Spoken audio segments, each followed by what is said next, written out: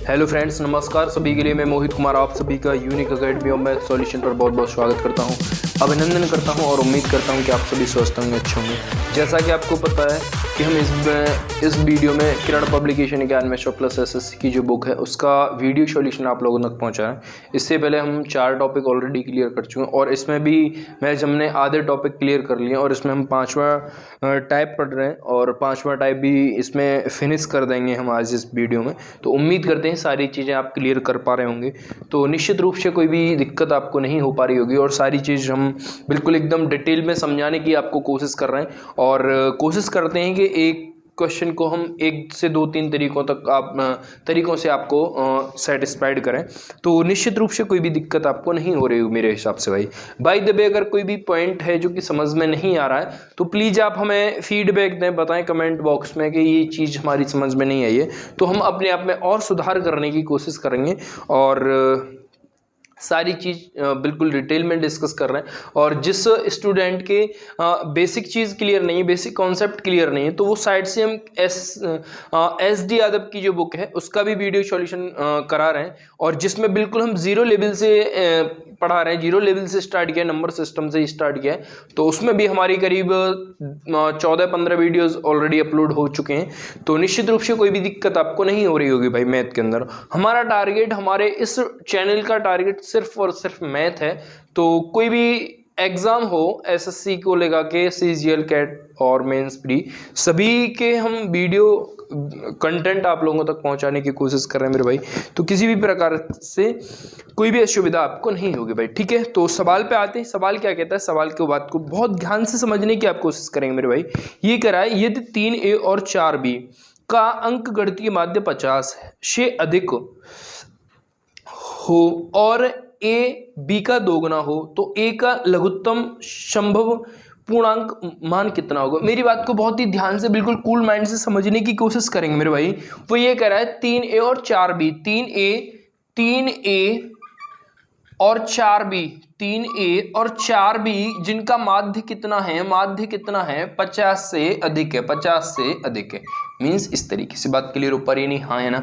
तो अब ये माध्य मतलब कि प्रेक्षणों का योग बटे प्रेक्षणों की संख्या, मतलब कि माध्य का ही मतलब औसत होता है। हमने इंट्रोडक्शन पार्ट में ये सारी चीजें डिस्कस की हैं।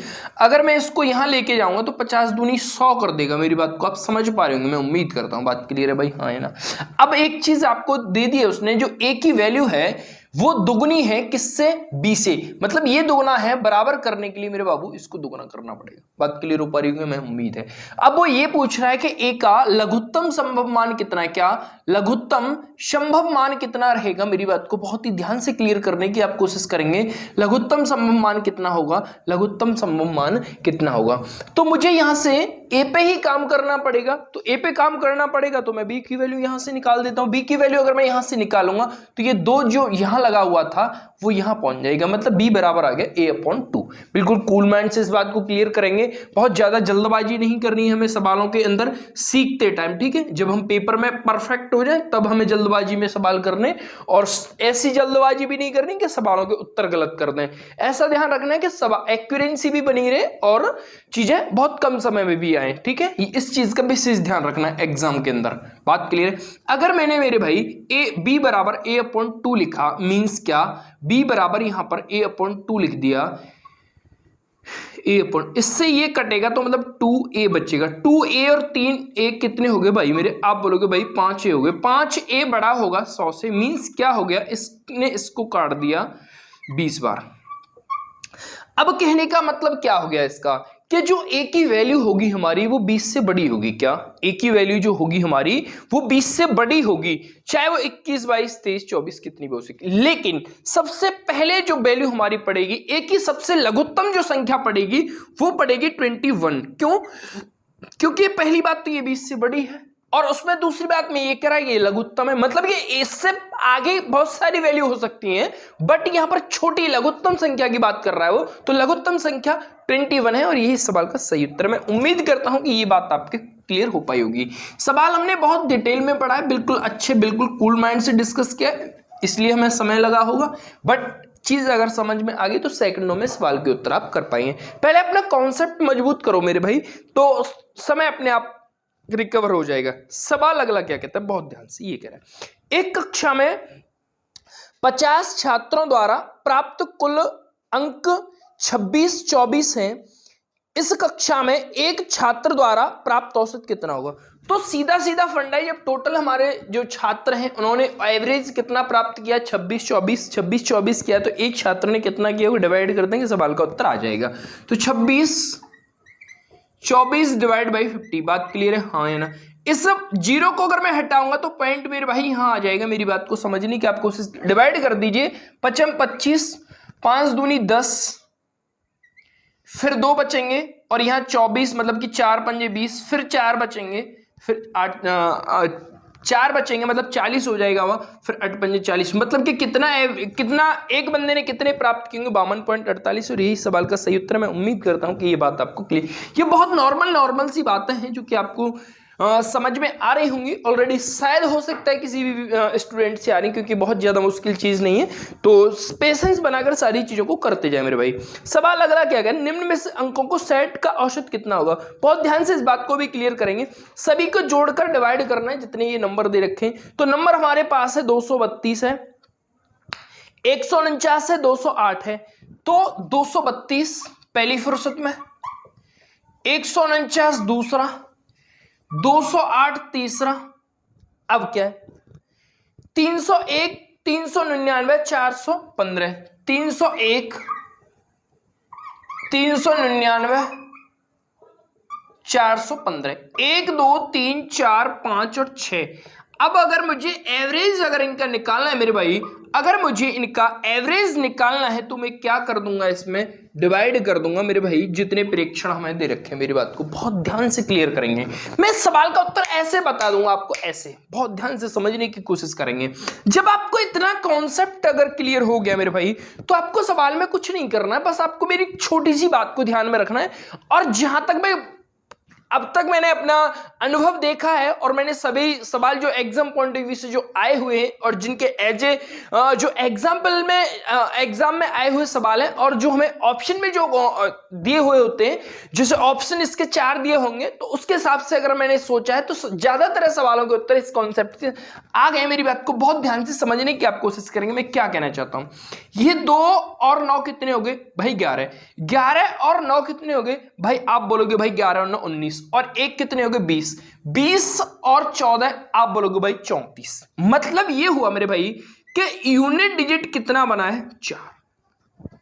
जब यूनिट डिजिट 4 बना है, जब यूनिट डिजिट 4 बना है और मुझे डिवाइड करना है 6 से, यूनिट डिजिट 4 बना है, डिवाइड करना है मुझे 6 से, तो ऐसा कौन सा नंबर हुआ होगा, ऐसा कौन सा नंबर हुआ होगा जिसको मुझे गुणा करने पर, 6 में गुणा करने पर यूनिट डिजिट 4 मिला होगा? क्योंकि जब इसमें ये भाग जाएगा, भाग करने की बात कर रहा हूं, तो उसमें कोई ना कोई नंबर ऐसा होगा जिसका गुणा किया गया होगा। मेरी बात को समझ पा रहे हैं? मैं उम्मीद करता हूं। तो मेरे बाबू ओनली ऑन 4 छिक्के 24, मतलब कि यूनिट डिजिट कब मिला होगा? जब इस 6 में 4 से गुणा किया गया होगा, तब मुझे यूनिट डिजिट 4 मिलेगा। तो आप देख लीजिए सवाल में यूनिट डिजिट 4 किस में आ रहा है मेरे भाई? 4 किस में आ रहा है? 284, मतलब कि कितना? 284। बात खत्म हो जाती है। सेकंडों में सवाल के उत्तर आप कर पा रहे हैं। बाकी तरीका ये है, इन सबको आप जोड़ लें, 6 का भाग कर देना, सवाल का उत्तर यही है। मैं उम्मीद करता हूं बात क्लियर हो पाई होगी भाई। बात क्लियर है भाई? हाँ या ना? तो ऐसे तरीकों से अगर आपने चीजों को पढ़ा, ऐसे तरीकों से अगर आपने सोचा है चीजों को, तो डेफिनेटली बहुत आसान हो जाएगा भाई। बात क्लियर है मेरे भाई? हाँ या ना? अगला सवाल क्या कहता है? ज्यादातर हम ऐसे सवालों को इसी तरीके से खत्म कर देंगे, तो उम्मीद करते हैं कि सारी चीज आप क्लियर कर पाएंगे। बात क्लियर है मेरे भाई? हाँ या ना? क्लियर भाई? सही दिख रहा है? ठीक है। अगेन क्या बात है भाई, बहुत ध्यान से।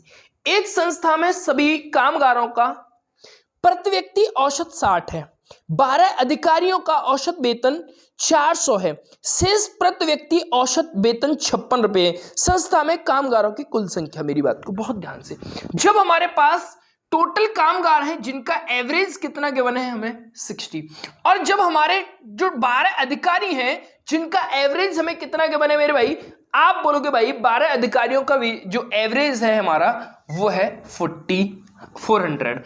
अब शेष अधिकारी कोई भी हो सकता है जिनका एवरेज हमें कितना गिवन है 56। तो आप खत्म कर दें, यहां 4, यहां बचेगा भाई 340। बात क्लियर हो पा रही होगी हमें उम्मीद है। अब इसको ये कितने बार, अब यहां पर ऐसा कर सकते हो आप कि ये अब ये कितना है 4 है, और 4 का ही मतलब वहां कितना था 12, तो 4 का मतलब 12 है, तो 1 का मतलब कितना रहा होगा, आप बोलोगे भाई 3 रहा होगा, तो वो टोटल इनकी वैल्यू पूछ रहा है 340, तो यहां है, आप काट भी सकते हैं, डजंट मैटर, लेकिन मुझे लग रहा है कि इससे ऐसे करना आसान रहेगा मेरे हिसाब से, तो उम्मीद करते हैं कि चीज समझ में आ रही होगी भाई। तो जब ये 340 तो यहां है और 4 यहां है, तो 344 हो गए होंगे मेरे पास, क्या 344 कैंडिडेट हो गए। एक रेशियो की वैल्यू 3 है तो 344 रेशियो की वैल्यू, मतलब कि 3 का गुणा, 4 तिया 12 का 2, 4 ती 12 और 1 13, 3 तिया 9 और 1 10, मतलब कि 1032 टोटल कंपनी में कामगार हैं, जिनमें आपको ये चीज समझ में आ रही हो, जिनमें हमारे 12 क्या हैं, अधिकारी हैं, बाकी के जो हैं वो हमारे वैसे ही कर्मचारी हैं जो वर्कर के रूप में काम करते हैं। बात क्लियर हो पा रही है नहीं, हाँ या ना? तो उम्मीद करते हैं इस तरीके से अगर चीजों को आपने सोचा है, पढ़ा है, तो निश्चित रूप से कोई भी दिक्कत आपको नहीं आ रही होगी भाई। अब अगला सवाल क्या है, एक परिवार का औसत मासिक व्यय प्रथम 4 महीनों का हमें दे रखा है 2570, अगले 3 माह का दे रखा है 2490, और अंतिम 5 माह का दे रखा है हमें, अंतिम 5 माह का दे रखा है 3030। यदि परिवार पूरे वर्ष में 5220 रुपए बचाता है, 5320 रुपए बचाता है, तो पूरे वर्ष में परिवार का औसत मासिक आय कितना। बहुत ध्यान से इस बात को मेरी को क्लियर करेंगे मेरे भाई, जैसे हमने पहले वाला सवाल किया है, निश्चित रूप से सवाल का उत्तर ऐसे आ जाएगा। मेरी बात को ध्यान से समझने की कोशिश करें। आप सपोज यहां पर कि पहले आप 10 रुपए कमा रहे हैं, 10 ये समझिए 10 रुपए आप खर्च कर रहे हैं, पहले 10 रुपए खर्च किए, फिर आपने 20 रुपए खर्च किए, फिर आपने 30 रुपए खर्च कर दिए, उसके बाद भी आपके पास 50 रुपए में मान लेता हूं बच गए, तो ये क्या हुआ होगा, ये आपने कमाए होंगे तभी तो खर्च हुए होंगे। बात क्लियर हो पा रही नहीं, हाँ या ना? तो वही चीज वहां पर ये पूछने की आपसे कोशिश कर रहा है मेरे बाबू, तो बात को क्लियर करेंगे, बहुत ध्यान से कूल माइंड से इस बात को क्लियर करेंगे भाई। अब समझने की आप कोशिश करें, वो कह रहा है पहले 4 महीनों में कितना है भाई, प्रथम 4 महीनों का कितना है, आप बोलोगे भाई 2570 है, मतलब 4 महीनों में टोटल कितना खर्च किया होगा, गुणा 4। बात क्लियर हो? अच्छा, अगले 3 महीनों में कितना है, 2490, तो टोटल 3 महीनों में कितना हुआ होगा, गुणा 3। अब ये अब पूछा 7 और 7 हो गए, अगले 5 महीनों में कितना है, अगले 5 महीनों में 30-25 है, 30 गुणा 5। अब देखिए ये आपने खर्च कर दिए पैसे, उसके बावजूद भी आपके पास कुछ पैसे बचे हैं, वो कितने हैं, वो है मेरे भाई 5320, मतलब कि 5300। अब ये टोटल तुम्हारी आय हो गई, ये टोटल तुम्हारी आय हो गई 12 महीने की, ये टोटल तुम्हारी आय हो गई 12 महीने की, तो एवरेज डिवाइड बाई 12। बहुत ध्यान से इस बात को क्लियर करेंगे मेरे भाई, बहुत ध्यान से। मैं क्या कहना चाहता हूं, देखिए यहां 0, यहां 0, यहां 0 और यहां 0, यहां 0, यहां 0, यहां 0 और यहां 0। कहने का अर्थ मेरा यह हो गया कि यूनिट डिजिट जो मुझे मिलेगा वो एक 0 मिलेगा। क्या यूनिट डिजिट जो मुझे मिलेगा वो एक 0 मिलेगा। अब 0 मिलेगा और मुझे डिवाइड करना है 12 से। अब ऐसा कौन सा नंबर है मेरे बाबू जिसमें 2 का गुणा करने पर मुझे 0 मिल जाए, जिसमें 2 का गुणा करने पर मुझे 0 मिल जाए? तो केवल और केवल ऐसा 5 नंबर है जिसमें मुझे 2 से गुणा करने पर एक 0 मिलेगा। तो कहने का मतलब क्या हो गया मेरे भाई कि यूनिट डिजिट में डेफिनेटली 5 आ रहा होगा। तो option number B is right answer, 3185। बात खत्म, खल्लास। उम्मीद करते हैं कि ये बात आपको क्लियर, बात क्लियर है भाई, हाँ या ना? दूसरी बात क्या है, मेरी बात को बहुत ध्यान से दूसरी बात को भी समझने की आप कोशिश करेंगे। क्वेश्चन कम्स टू माइंड कि 0 भी तो हो सकता है। मैं मान लेता हूं कि यहां पर 0 है, मेरी बात को बहुत ध्यान से समझेंगे। अगर यहां पर सॉल्यूशन करने के बाद मुझे 2 0 मिलती, 3 0 मिलती, 4 मिलती, तब मैं सोच सकता था कि 0 भी हो सकता है, मे बी। बट यहां पर सिंगल 0 है, सिंगल 0 है, तो सिंगल 0 के लिए मुझे 1 5 का गुणा करना पड़ा होगा। क्यों? मैं एक बात को क्लियर कर देता हूं, पहले भी हमने इस बात पे डिस्कस किया है कि जब हम किसी सम संख्या का जब हम किसी सम संख्या का एक सिंगल 5 से मल्टीप्लाई करते हैं तो एक सिंगल मुझे 0 मिलता है। जब हम किसी सम संख्या का मल्टीप्लाई 5 से करते हैं तो मुझे एक सिंगल 0 मिलता है। तो जब यहां पर एक सिंगल 0 है इसलिए मेरे भाई 5 का मल्टीप्लाई करना पड़ा होगा। बात क्लियर हो पाई, बात खत्म, खल्लास। और यही सवाल का सही उत्तर है। सवाल को देखते ही आपको पता चल जाना चाहिए कि वहां पर 0 0 बनते जाएंगे, 0 0 बनते जाएंगे। तो 0 में जब हम 12 से डिवाइड करेंगे मतलब कि 0 भी मुझे मिला होगा। ऐसा कोई भी नंबर मैंने 12 में गुणा किया होगा जाके मुझे 0 मिले। केवल 5 ऐसा नंबर है जिससे गुणा करने पर सवाल को देखते ही आपको समझ में आ जाना चाहिए कि सवाल का रूप क्या है, करना क्या है। मैं उम्मीद करता हूं कि ये कॉन्सेप्ट आपने अगर पकड़ लिया तो भाई डेफिनेटली मजा आ जाएगा। सवाल अगला क्या कहता है, सवाल अगले पे आते हैं, बहुत ध्यान से। डिट्टो यही है और हम इसको भी बिल्कुल ऐसे ही नस्ते नाबूद करेंगे। बहुत ध्यान से समझने की आपको कोशिश। एक आदमी प्रथम 4 माह में औसतन 18 रुपए मासिक खर्च करता है। 18 रुपए 4 माह में गुणा 4। बात क्लियर हो पा रही है नहीं? हाँ या ना? अच्छा, और अगले 8 माह में 2000 रुपए खर्च करता है। अगले 8 माह में 2000 खर्च करता है मतलब कि गुणा 2। अच्छा, और वर्ष में इतने रुपए की बचत करता है मतलब कि 5600 रुपए की बचत करता है। 5600। अब उसने टोटल इतने रुपए कमाए होंगे। अब वो पूछ रहा है कि उसकी मासिक आय कितनी है एवरेज में। उसकी मासिक आय कितनी है एवरेज में, मतलब कि औसत मासिक आय कितनी है। बहुत ध्यान से इस बात को, जब यहां 0 0 और 2 0, जब 2 0 आ रही हैं और सभी ऑप्शन आपको स्क्रीन पर दिखाई दे रहे होंगे, सभी में 2 2 0 है, सभी में 2 2 0 आ रही है, तो बात खत्म हो जाती है मेरी। अगली बात क्या है, अब अगर मैंने यहां गुणा किया 18 चौके 72 2 8 दूनी, अब यहां पर तो ये 2 0 आ गए तो यहां तो 0 मिलेगा। बात क्लियर हो, क्योंकि मुझे 8 का गुणा इस 0 से करना पड़ेगा तो मुझे 0 मिलेगा। अब देखने वाली बात क्या है, अब यहां तो 8 और ये 6 और 2 कितने हो गए 8, 6 और 2 कितने हो गए 8। अब कहने का अर्थ मेरा क्या हो गया मेरे भाई, मेरे दोस्त, मेरे बंधु, कि जब मुझे 8 में अब यहां पर ना तो आपको जोड़ना है ना ही कुछ और करना है। मैं ये अब आप देखिए, ये आपको जनरल जो तरीके हैं ये आई होप आपसे ऑलरेडी आते हो, बट यहां पर आप अगर यूनिक अकेडमी से अगर आप पढ़ रहे हैं तो आपको कुछ ना कुछ यूनिक जरूर मिलेगा मेरे भाई। तो समझने की आप कोशिश करें, जब यहां पर 6 है यहां पर 2 है तो टोटल जोड़ने के बाद मुझे यूनिट, क्योंकि मैंने 2 0 तो ऑलरेडी यहां से कॉमन ले के हटा दिए, क्योंकि सभी ऑप्शंस जो हमारे दे रखे, जब आप एग्जाम में बैठे तो अपना 100% लेके बैठे कि ताकि आपको थोड़ा सा अच्छा लगे। ठीक है, अगर आप अच्छे तरीके से अच्छी क्लासेस आपने करी हैं तो डेफिनेटली मजा आएगा भाई। समझने की कोशिश करेंगे।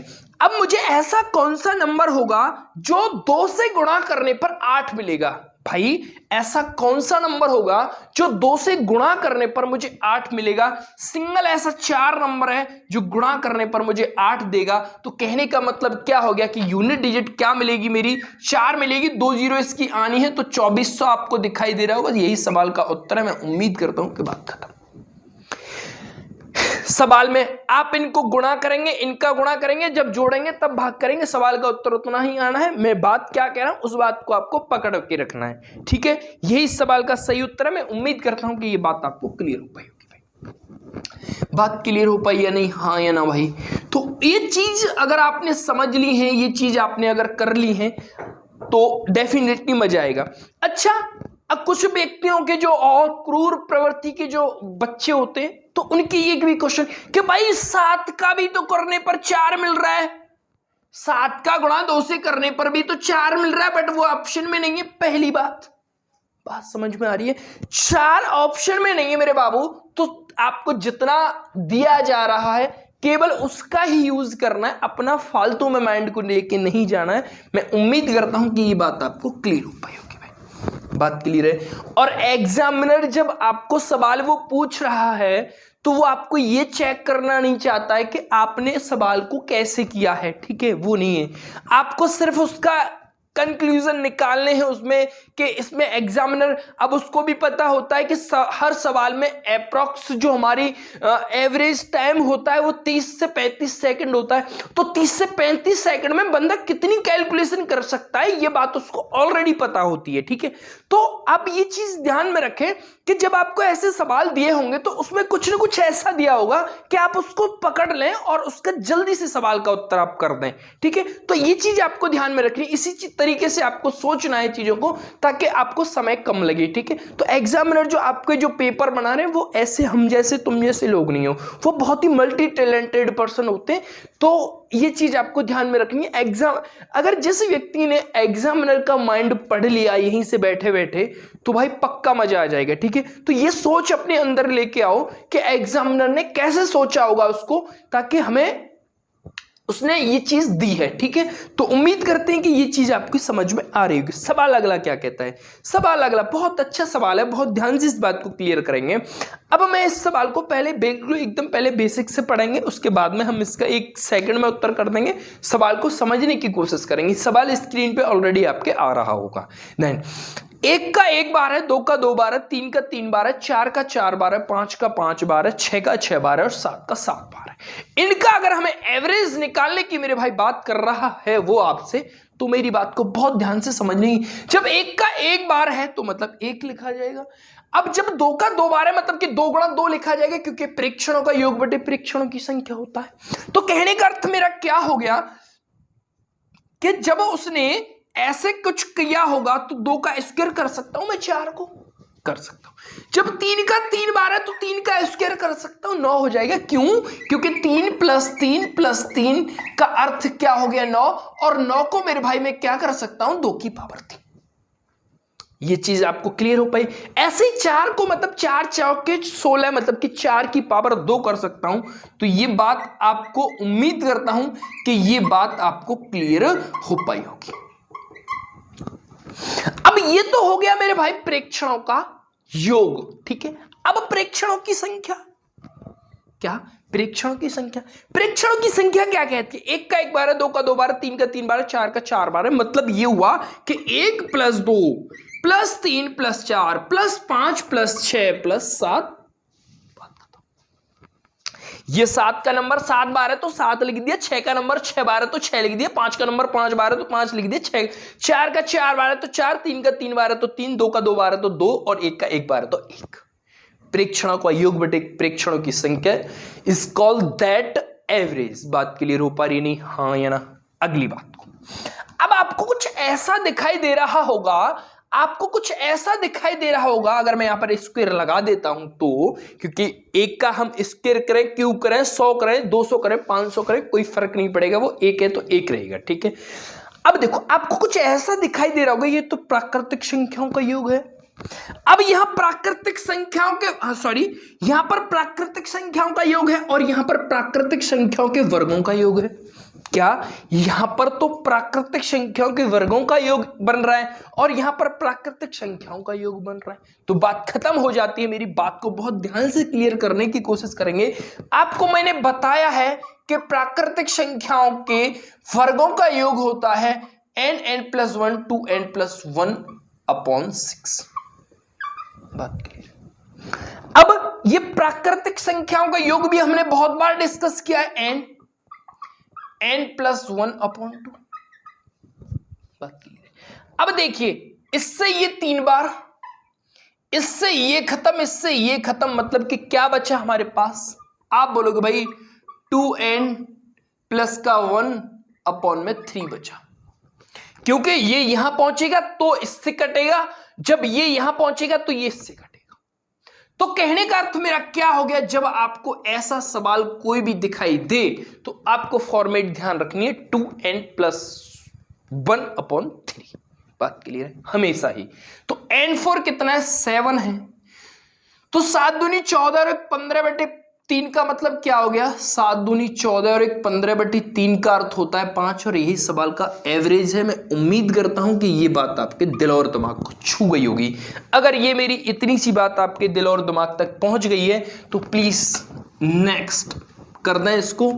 उम्मीद करते हैं कि ये बात आपकी क्लियर हो पाई होगी। भाई इस तरीके से दुनिया का कोई भी सवाल आता है, आज के बाद आपको इसी तरीके से आपको चीजों को सोचना है, इसी तरीके से आपको चीजों को करना है। अगला सवाल, 3 की पावर 30 और 3 की पावर 60 और 3 की पावर 90 का अंक गणितीय माध्य कितना होगा। जब हमें पता है कि जब 3 की पावर 30 है प्लस करेंगे, क्योंकि परीक्षणों का योग बटे परीक्षणों की संख्या होता है, 3 की पावर 60 है प्लस 3 की पावर 90, क्या 3 की पावर 90। अब परीक्षणों का योग बटे परीक्षणों की संख्या, क्योंकि परीक्षण 1 2 3 है। अगर मेरे बाबू इनका एवरेज मुझे निकालना है तो इनमें डिवाइड करना पड़ेगा। तो जब मैं इनमें अलग अलग डिवाइड कर दूं, कोई दिक्कत है क्या? आपको एक फ्रैक्शन बना के मैंने दे दिया कुछ इस तरीके से, तो इनकी एक एक पावर कम हो जाएगी या नहीं होगी। मतलब क्या हो गया, 3 की पावर 29 प्लस 3 की पावर 59 प्लस 3 की पावर 89, और यही सवाल का अंक गणितीय माध्य है। उम्मीद करते हैं कि ये बात आपको क्लियर होगी। माध्य में औसत में कंफ्यूज नहीं होना है, बात एक ही है, पहले भी हम इसको क्लियर कर चुके हैं। बीच वाली संख्या, माध्य और औसत तीनों का मतलब एक ही है, तो घबराना नहीं है सवाल को देख के कि ये कौन सी बला आ गई। अगला और नेक्स्ट सवाल क्या कहता है, 7 11 15 x 14 21 एवं 25 का एवरेज 15 है, तो हमें बताना है x का मतलब। अगर मैंने 7 11 15 14 21 और 25 को अगर मैं जोड़ूंगा मेरे भाई, तो बहुत ध्यान से क्लियर करेंगे। 7 और 11 हो गए भैया 18, और 15 और 25 हो गए 40, 18 और 40 हो गए 18 और 40 हो गए 58, 58 और ये होंगे हमारे 14 और 21 कितने होंगे 35, और 58 और 35 कितने हो गए 58 और 35 होंगे 93। क्या 58 और 35 हो गए भैया 93। बात को समझने की आप कोशिश करेंगे, 93 हो जाते हैं प्लस x, और है कितने प्रेक्षण हैं हमारे 1 2 3 4 5 6 और 7, 15 7 105। मतलब कि 15 का गुणा अगर करेंगे तो 15 7 105, इसको मैं इधर लेके जाऊंगा तो 7 तो यहां कम है और 5 उधर ज्यादा है, 7 और 5 12, x की वैल्यू 12, और यही सवाल का सही। तो ऐसे सवालों को करते समय, ऐसे सवालों को देखते ही आपको पता चल जाना चाहिए कि कंडीशन किस वे में लेके जानी है हमें, तो सवालों के उत्तर झटके से आप कर पा रहे हैं। उम्मीद करता हूं कि ये बात क्लियर हो पाई होगी।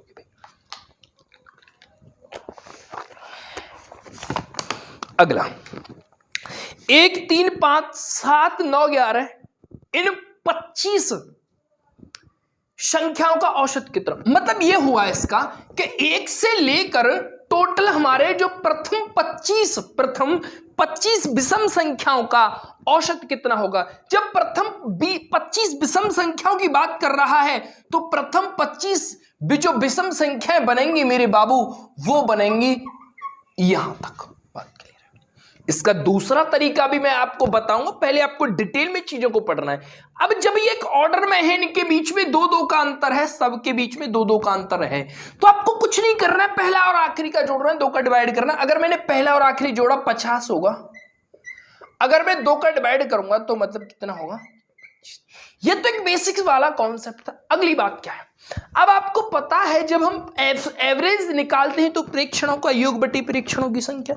आपको जब पता है कि ये हमें जो नंबर दे रखे हैं, ये जो नंबर हमें दे रखे हैं वो 25 है, मतलब कि प्रेक्षण 25 है हमारे, तो कहने का मतलब क्या हो गया, ये एक विषम संख्या है। तो विषम संख्याओं का योग मैंने आपको बताया है n² होता है, और जब n² होता है तो इनके टोटल हमारे पास नंबर भी n है, तो n से n कट गया एक बार तो n बचा, जो कि कितना है 25 है, और यही सवाल का सही उत्तर है। मैं उम्मीद करता हूं कि ये बात क्लियर हो पाएगी। अब यहां से एक बात क्लियर कर लें, जब भी आपको विषम संख्याओं की बात करेगा तो लास्ट में जो भी नंबर होगा वही उसका एवरेज होगा। उम्मीद करते हैं कि ये बात आपको क्लियर हो पाएगी। आपको बहुत ज्यादा नहीं सोचना है, जितना बताया जा रहा है केवल उसका यूज करना है।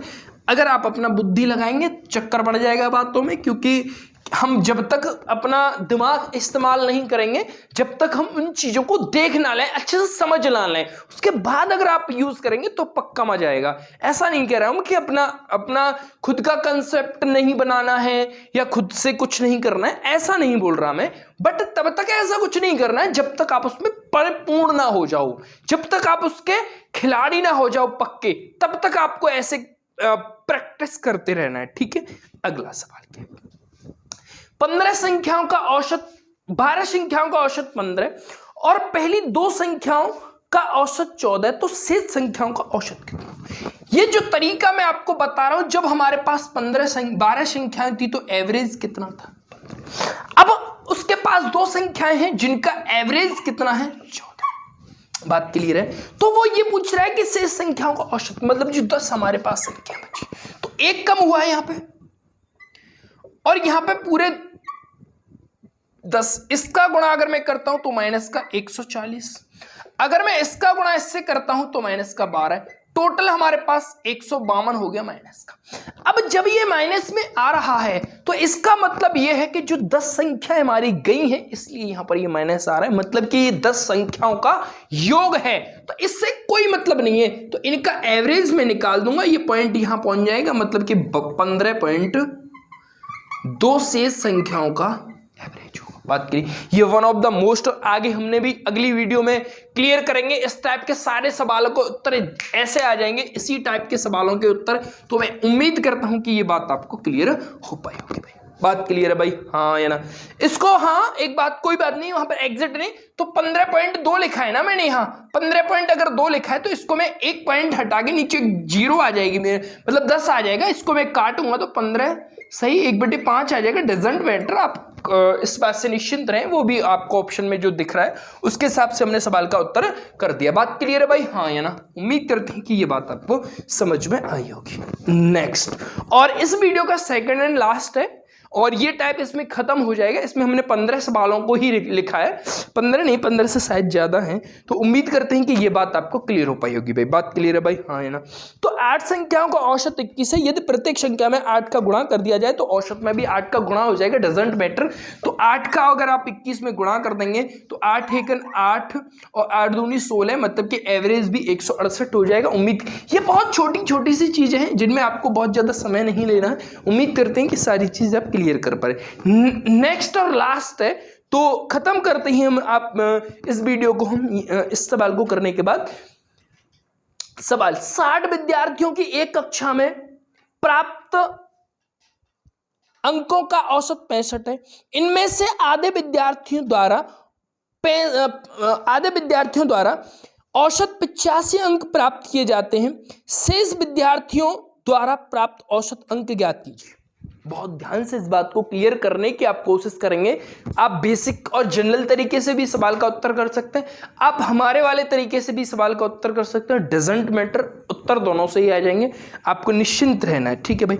जब 60 हमारे पास एक कक्षा में विद्यार्थी हैं, जिनका एवरेज कितना है भाई? जिनका एवरेज है, जब हमारे पास 60 टोटल विद्यार्थी हैं तो उनका एवरेज कितना है? आप बोलोगे भाई 65। बात के लिए, अब हमारे पास आधे विद्यार्थी मतलब कि 30 विद्यार्थी, तो उनका एवरेज कितना है? 85। बात के लिए, अब वो ये पूछने की केस है शेष विद्यार्थियों का प्राप्तांक औसत। बात के लिए, तो यहां पर ये कितना बड़ा है? आप बोलोगे भाई 20 बड़ा है, और यहां पर ये कितना घटा है? आप बोलोगे भाई 30 घटा है। इसका मल्टीप्लाई इससे माइनस का आएगा 0, 5 × 3 = 15 का 5, 8 × 3 = 24 और 1 25, 2550। अब 60 दूनी 120, मतलब कि 10। बात के लिए 1200। अगर मैंने इसमें से इसको घटाया मेरे भाई तो 1200, अगर इसमें 2500 में 50 में से घटाएंगे तो 1350 बचेंगे। बात समझ में आ रही है? जो कि किसके बचेंगे? माइनस के। माइनस का मतलब सिर्फ यहां पर इतना सा है, बुद्धि मत लगा देना अपनी कि यहां एवरेज माइनस में आ रहा है, मैं पहले भी इस बात को क्लियर कर चुका हूं। यहां माइनस का मतलब सिर्फ इतना सा है कि वो जो संख्या है वो जा चुकी है, यहां से प्रस्थान कर चुकी है, तो माइनस का कोई मतलब नहीं है, प्लस में ही यूज करेंगे। अब ये क्या आया? ये 30 प्रेक्षण है जिनका योग आया है 13 50, तो क्या इसमें डिवाइड कर देंगे 30 से जो बचे हुए हैं, अगर मैं इसमें डिवाइड करूंगा तो 13 4 × 12 5 × 4 × 12 और 3 × 5 15, मतलब कि 45 इस सवाल का सही उत्तर हो जाता है। मैं उम्मीद करता हूं कि ये बात आपको क्लियर हो पाई होगी। इस तरीके से अगर आपको अगर इस तरीके से चीजों को आपने किया है, इस तरीके से चीजों को समझा है, तो डेफिनेटली बहुत कम समय में आप बहुत ज्यादा आउटपुट दे पाएंगे मेरे भाई। तो उम्मीद करते हैं कि सारी चीज आप क्लियर कर पा रहे हैं। ठीक है भाई, thank you, thanks for watching, meet you again, okay bye.